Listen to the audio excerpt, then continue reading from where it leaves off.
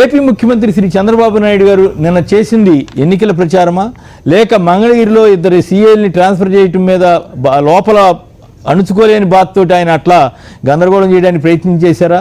మరి కేసు ఆయన మీద కేసు అవుతుందా అవ్వదా? రాజ్యాంగం కొందరికే వారు ఇష్టం వచ్చినట్టు చేసే అవకాశం ఇస్తుందా? సచివాలయంలో ధర్నాలు ఎవరైనా చేసుకోవచ్చా? ముఖ్యమంత్రి స్థాయిలో వారు అట్లా బహుశా దేశ చరిత్రలోనే ఒక ముఖ్యమంత్రి ఆ స్థాయిలో వెళ్ళి ఒక అధికారి దగ్గరికి వెళ్ళి నిరసన చెప్పడం ఇదంతా కూడా చాలా విడ్డూరంగా ఉంది. దీనిపై ముందుగా రవిచంద్ర గారు స్పందిస్తారు.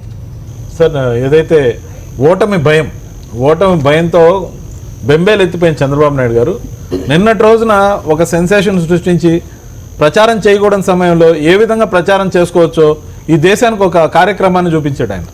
ఏదైతే మార్గదర్శకుడు పాపం ఏంటంటే 40 ఏళ్ల ఎక్స్పీరియన్స్తో చట్టాన్ని ఏ విధంగా ఉల్లంఘించవచ్చు, దాంతోపాటు ఎలక్షన్ కమిషన్ని థ్రెటన్ చేయొచ్చు. విజ్ఞప్తితో ఓటు వేయవలసిందిగా వైఎస్ఆర్ కాంగ్రెస్ పార్టీ గౌరవ అధ్యక్షురాలు విజయమ్మ గారు విజ్ఞప్తి చేశారు. ఇక రవిచంద్ర గారు.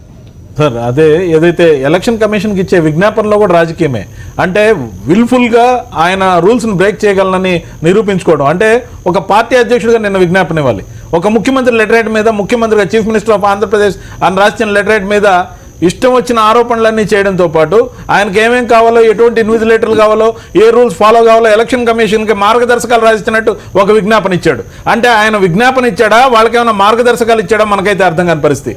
దాంతోపాటు ఆ విజువల్ ఏదైతే బయట వచ్చిందో, మీడియాలో టెలికాస్ట్ అయిందో, దాంట్లో చూస్తే విజ్ఞాపన కోసం పోయిన వాళ్ళు లేరు, ఏదో బాకీ ఉన్నోడిని దబాయించడానికి పోయినట్టు.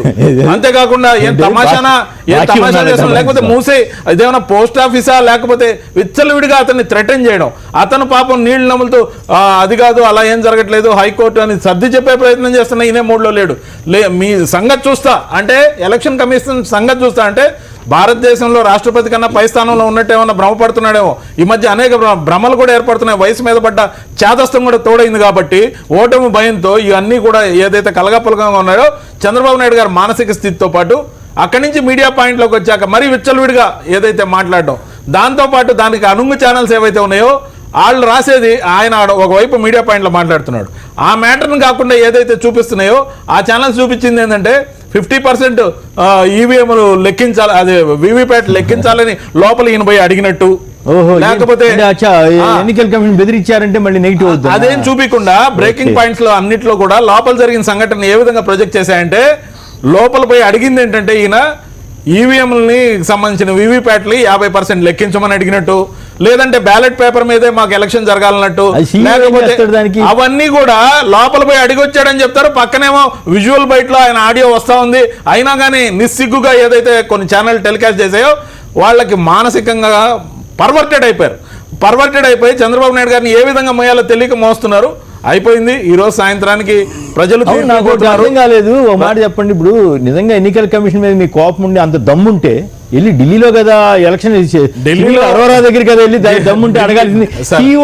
ఆయన దగ్గర ఇచ్చిన లెటర్ అడ్రస్ టు ఢిల్లీ కింద కాపీ ఫర్ ఏపీ సీఈఓ అని ఉంది. కాపీ తీసుకుని వెళ్ళి ఈయన కథ నడిపారు. ఆయన తీసుకెళ్ళిందేమో కనకమేళ రవీంద్ర గారు ఒక్కరే పోయారు. ఆడికి కనీసం ఒక డెలిగేషన్ కూడా లేదు, ఒక్కరే వెళ్ళారు. అక్కడ ఇచ్చారు మీడియా పాయింట్ లో, ఆయన అక్కడ మాట్లాడుతున్నాడు, ఆయన ఏం మాట్లాడింది ఎవరికి చూపించలేదు. కాకపోతే ఇచ్చొచ్చాను అంటే ఢిల్లీకి సంబంధించిన దాంట్లో ఇంత హల్చల్ చేసి ఇంత హడావిడి చేస్తే అక్కడ ఏమైనా అరెస్ట్ చేస్తారేమో భయపడ్డాడేమో అని నా అనుమానం. ఎందుకంటే ఢిల్లీ పోలీసులు మామూలుగా కేజ్రీవాల్ కంట్రోల్లో లేరు. ఎందుకంటే కేజ్రీవాల్ కి పాపం మొన్ననే కదా ఒక 50 ఇచ్చారు. కాకపోతే అందుకనే ఏమన్నా బయటపడదాం అనుకున్నారేమో. కానీ ఢిల్లీ పోలీసులు కేజ్రీవాల్ అధీనంలో లేకపోవడం కూడా ఢిల్లీలో ఇలాంటి హల్చల్ మనకు నడవదు. ఆంధ్రప్రదేశ్ లో చేస్తే ప్రచారం చేసుకోవచ్చు, ప్రచారం చేయకూడని రోజుల్లో కేసీఆర్ గారిని మోడీ గారిని విమర్శించవచ్చు. అంతేకాకుండా జగన్మోహన్ రెడ్డి గారు వీళ్ళతో కలిసి ఉన్నారని కథలు చెప్పచ్చు. మీడియా పాయింట్లో చెప్పాలనుకున్న అన్ని కథల్ని ప్రచారానికి వాడుకోవచ్చు. దాంతోపాటు ఎలక్షన్ కమిషన్ ముందు కాసేపు వచ్చి ధర్నా చేశాడు. అంటే ఆయన ధర్నాలు కూడా చేస్తాడు ఇటువంటి టైంలో. రాష్ట్ర వ్యాప్తంగా అందరూ కూడా అంబేద్కర్ గారికి విజ్ఞాపన పత్రాలు ఇచ్చి ధర్నా చేయమన్నాడు. అంటే ప్రశాంత వాతావరణం ఎలక్షన్ కి ముందు రోజు సాయంత్రం చెడగొట్టాలన్న ఒక కూప్. కానీ అది ఇచ్చినట్లేరు, కాకపోతే ఎవరు స్పందించలేదు. పనుల్లో కడప నుంచి మా ప్రతినిధి శ్రీనివాస్ ఉన్నారు. అక్కడ టీడీపీ ఎంపీ సీఎం రమేష్ ఏదో అడావుడి చేస్తున్నారంట, గందరగోళం చేస్తున్నారని వార్త వచ్చింది. ఎంతవరకు ఏం జరుగుతుందో తెలుసుకుందాం. శ్రీనివాస్, ఏం జరిగింది చెప్పండి. పూర్తి స్థాయిలో వైఎస్ఆర్ కాంగ్రెస్ పార్టీకి సంబంధించినటువంటి ఎవరైతే ఏజెంట్లు ఉన్నారో వాళ్ళందరినీ కూడా బయటికి లాగి ప్రయత్నం అయితే చేస్తున్నారు. జమ్మలమడుగు నియోజకవర్గం మొత్తంలో కూడా జరుగుతుంది. ముఖ్యంగా జమ్మలమడుగు నియోజకవర్గం కోట్లగర్తి గ్రామం అనేది సీఎం రమేష్ గ్రామంలో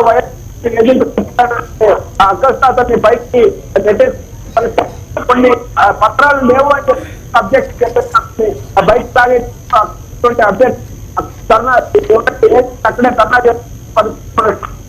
మీ వాయిస్ కట్ అవుతుంది శ్రీనివాస్, వాయిస్ కట్ అవుతుంది, సిగ్నల్ సరిగా లేదనుకుంటా. ఇప్పుడు చెప్పండి. మొత్తం మీద వైఎస్ఆర్ కాంగ్రెస్ పార్టీ ఎవరైతే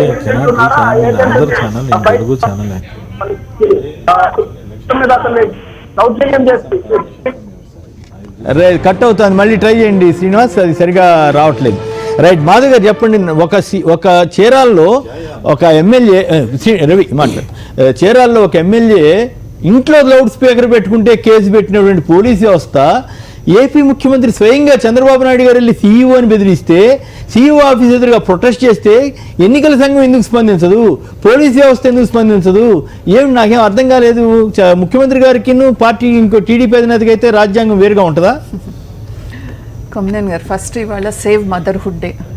ఓకే, సో ఫస్ట్ లెటర్స్ అంటే wish all the mothers very healthy life. And ఎందుకంటే ఇవాళ మొత్తం అందరూ future is in the hand of a mother. అలానే ఇవాళ మన దేశ భవిష్యత్ అంతా కూడా ఓటర్ చేతిలో ఉంది.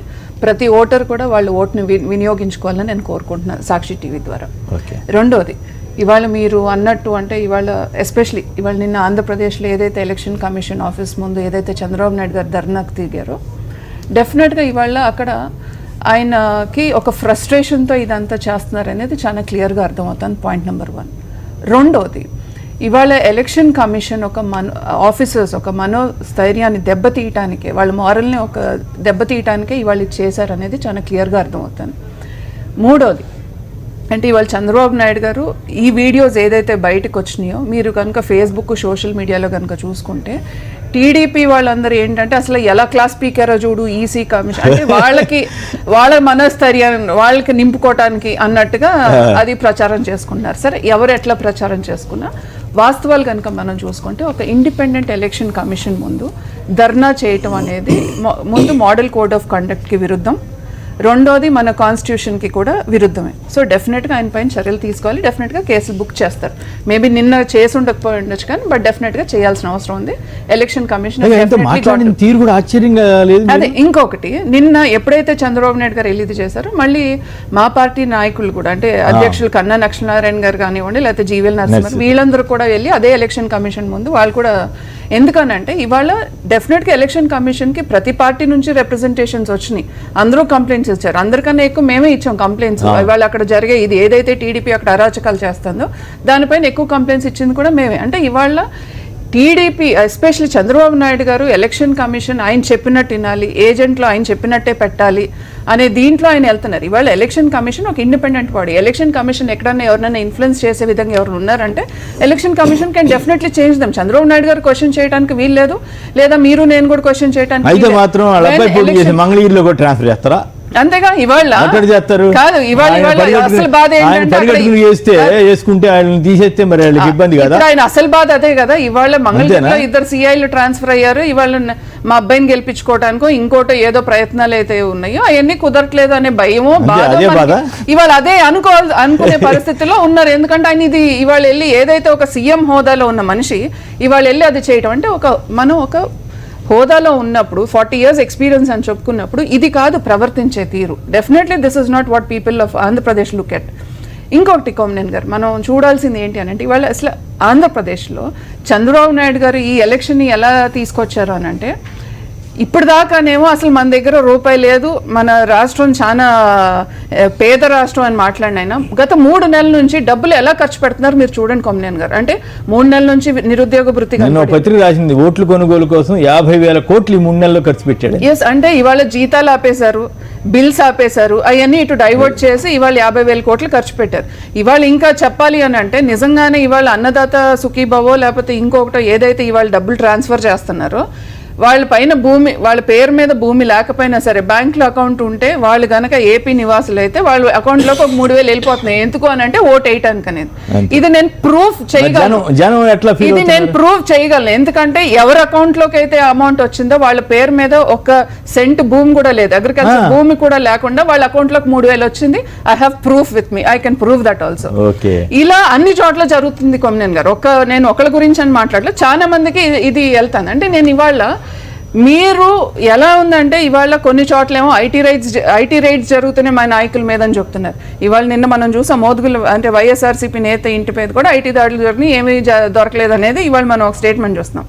కానీ ఇవాళ టీడీపీ నాయకుల మీద జరిగేది ఏంటి అని అంటే అది కావాలని సృష్టించుకుని, అంటే బయట మనకు వచ్చే ఇన్ఫర్మేషన్ ఏంటంటే ఇవాళ వాళ్ళ కార్యకర్తలు మాట్లాడుకునేది ఏంటంటే ఇంత ఇస్తాం అంత ఖర్చు పెడతాం అని చెప్పి మళ్ళీ లాస్ట్ మినిట్ లో డబ్బులు ఐటీ రైట్ జరిగింది అంత పట్టుకున్నారని చెప్పుకునే ఇది చేస్తున్నారని అదే కార్యకర్తలు చెప్తున్నారు. దీంట్లో నేను చెప్పుకునేదో లేకపోతే మీరు చెప్పిందో లేకపోతే ఈయన చెప్పిందో కాదు, టీడీపీ కార్యకర్తలే బయటకు వచ్చి చెప్తున్న మాటలు ఇవి. అంటే ఏంటంటే మన పైన ఒక పక్కన వీళ్ళు అనేది ఏంటంటే కేంద్ర ప్రభుత్వం అన్ని వ్యవస్థల్ని నిర్వీర్యం చేస్తుంది అని చెప్తున్నారు. కానీ ఇవాళ కళ్ళకు కట్టినట్టుగా ఇవాళ ఈయన ప్రతి సిస్టమ్ ని ఏం చేస్తున్నారు అనేది మనకు తెలుసు. సిబిఐ రాకూడదు, ఈడీ రాకూడదు, ఐటీ రాకూడదు, ఈసీ కూడా ఈయన చెప్పినట్టు అందరిని ఏజెంట్లు పెట్టాలి, ఈయన చెప్పిన వాళ్ళనే పంపించాలి, లేకపోతే పోలీస్ ఆఫీసర్స్ ఈయన చెప్పినట్టే ఉండాలి, అన్ని ఎలా చేస్తున్నారు అనేది మనకు తెలుసు. సో ఇవాళ ఆంధ్రప్రదేశ్ ప్రజలు డెఫినెట్ గా ఆలోచిస్తారు ఎటువంటి వాళ్ళు కావాలి, ఏం కావాలి, ఏంటి అనేది. ఇంతకు మించి మనం అంటే ఇవాళ ఎలక్షన్ కోడ్ లో ఉన్నాం కాబట్టి ఇంతకు మించి మాట్లాడకూడదు. కానీ వాస్తవాలు చర్చించుకుంటే ఇవాళ నిన్న ఏదైతే ఎలక్షన్ కమిషన్ ఆఫీస్ మీద ఆయన వెళ్ళి మాట్లాడిన మర్డర్ కేసు ఇవన్నీ అసలు మాట్లాడకూడదు కదా, అవి కూడా మాట్లాడొచ్చాడు. ఎన్నికల సంఘాన్ని రోజు తిడుతున్నట్టుగా ఇవాళ తిట్టాడు. అదే నీ అంతు చూస్తా అంటే అసలు ఆయన ఇప్పుడు డెమోక్రటిక్ వేవ్ లో నీ అంతు చూస్తా అని మాట్లాడడం ఏంటి అంటే ఇవాళ డెమోక్రసీ గురించి మాట్లాడుతున్నప్పుడు సేవ్ డెమోక్రసీ అని మాట్లాడే మనిషి నీ అంతు చూస్తా అని మాట్లాడడం ఏ రకమైన సేవ్ డెమోక్రసీ? మాట్లాడి సునీల్ అరోరా దగ్గర కదా అనాల్సింది. పాపం చిన్న సిఇఓ ఏం చేస్తాడు, అక్కడ ఓన్లీ రిప్రజెంటేటివే కదా. మాట అన్నారు మరి అంత దమ్మున్న లాజీ నేను దాని సంగతి చూస్తానన్నాడు. అక్కడికి వెళ్ళి కూర్చుంటే బ్రహ్మాండం దేశవ్యాప్తంగా ప్రపంచవ్యాప్తంగా సంచలనం అయి ఉండేది. ఇంకొక మాట అన్నారు కొమ్మినేని గారు, మీరు పోస్ట్ బాక్స్ లాగా చేస్తున్నారు అంటే ఇవాళ state election commission central election commission నుంచి వచ్చే ఏదైతే ఉందో దాని ప్రకారం స్టేట్ ఎలక్షన్ కమిషన్ వెళ్తుంది. ఇక్కడ ఏదైనా జరిగితే వీళ్ళు రిపోర్ట్ చేస్తారు. సో దాని ప్రకారం వాళ్ళు వెళ్తారు. కానీ పోస్ట్ బాక్స్ లాగా అంటే ఇవాళ చంద్రబాబు నాయుడు గారు పోస్ట్ బాక్స్ లాగా ఎలక్షన్ కమిషన్ చేయాలని ఆయన అనుకుంటే అలా జరగదు కొమ్మినేని గారు. ఇవాళ చంద్రబాబు నాయుడు గారు తెలుసుకోవాల్సింది ఏంటి అని అంటే పోస్ట్ బాక్స్ అంటే సిబిఎన్ పోస్ట్ బాక్స్ లాగా ఉండాలి అని అనుకుంటే మాత్రం అది ఆయన పొరపాటు. ఇవాళ ప్రజలు ఏ రకంగా ఇవాళ గుణపాఠం నేర్పిస్తారు ఇవాళ వాళ్ళకి అంటే మీరే జరుపుకోండి ఎలక్షన్స్ నేను ఇంట్లో కూర్చుంటానంటే డెఫినెట్గా ఇవాళ ప్రజలు ఎక్కడ కూర్చోబెడతారో అక్కడే కూర్చోవాల్సిన పరిస్థితి ఎవరికైనా ఉంటుంది. సో డెఫినెట్గా ప్రజలు ఇవాళ ఎలాంటి తీర్పిస్తారో మనకి ఇవాళ May 23 తెలుస్తుంది. రైట్ ఇందిర గారు. ఫస్ట్ ఆఫ్ ఆల్ ఇవాళ ప్రతి ఒక్కరూ కూడా ఎడ్యుకేటెడ్ అయినటువంటి వ్యక్తి ఇంట్లో కూర్చొని కాలక్షేపం చేయకుండా మీ ఓటును వినియోగించుకుని ప్రజాస్వామ్యాన్ని కాపాడాలని కోరుతున్నాను. ఎందుకంటే ఆ ప్రభుత్వం ద్వారా వచ్చినటువంటి ప్రతి ఏదో ఒక రకంగా నువ్వు లబ్ధి పొందిన వాడివే కాబట్టి 100% మంచి ప్రభుత్వం మంచి పాలన రావాలి అని అంటే మీ ఓటును యూటిలైజ్ చేసుకోవాల్సినటువంటి అవసరం ఉంది.